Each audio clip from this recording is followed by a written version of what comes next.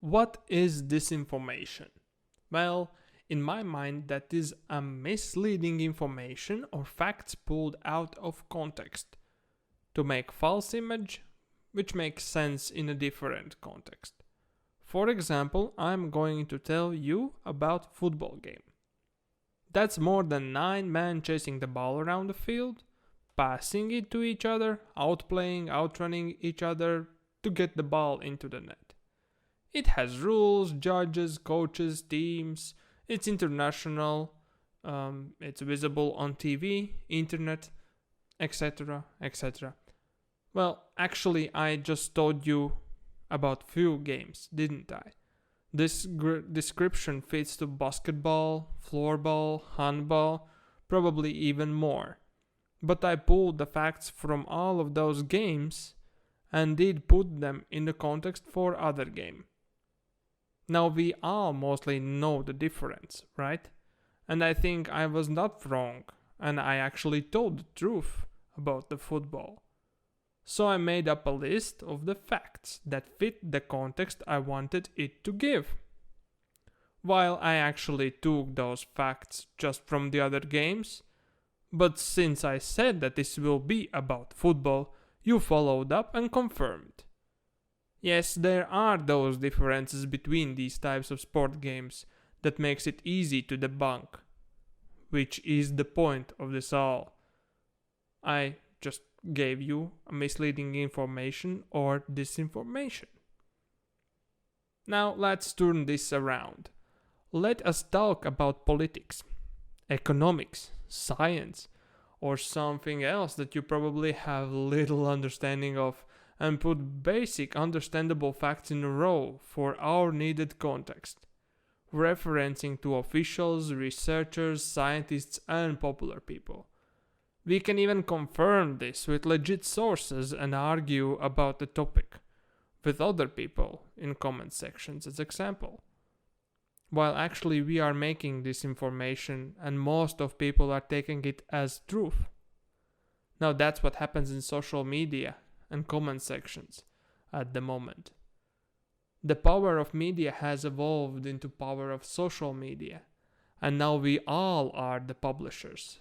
Even better, we do not have to take any responsibility for that what we are actually posting there.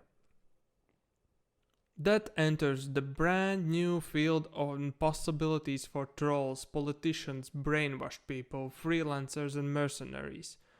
They are free to spread disinformation just to get clicks, shares, and likes, attention which makes mess into the truth, while they actually earn money. Yes, you can check where the information is coming from, while actually it is published by people. So you have no idea why they have published this information and what are their actual intentions. Because somebody can make a reference to anyone in anything, if it's just pulled out of context. That's multiple layers of testing that we have to do before we confirm that this information is true, because it's a possible imbuing layer upon layer of references of information with different context as the original one. So we are pretty much experiencing a game called Chinese Whispers in internet. This original information changes, but we cannot be sure that that is actually the original statement from an official person, while there is no reference to its original source. Why is Britain the tip of the spear in uncovering misleading information? Teaching everyone about disinformation and why it's dangerous and that is actually true. Well, have you seen the Brexit and Civil War? That's a wonderful movie. And it's about how disinformation actually won the referendum. And people touched by their most basic emotion, feelings, turned into scared bunch of people led by intuition and smart system. In result, half of them lost their common sense and will to test any information they were intaking every day. So they followed their fear, and fear is a great motivator. It was accelerated by loss of interest and belief in social media, the one that we use the most.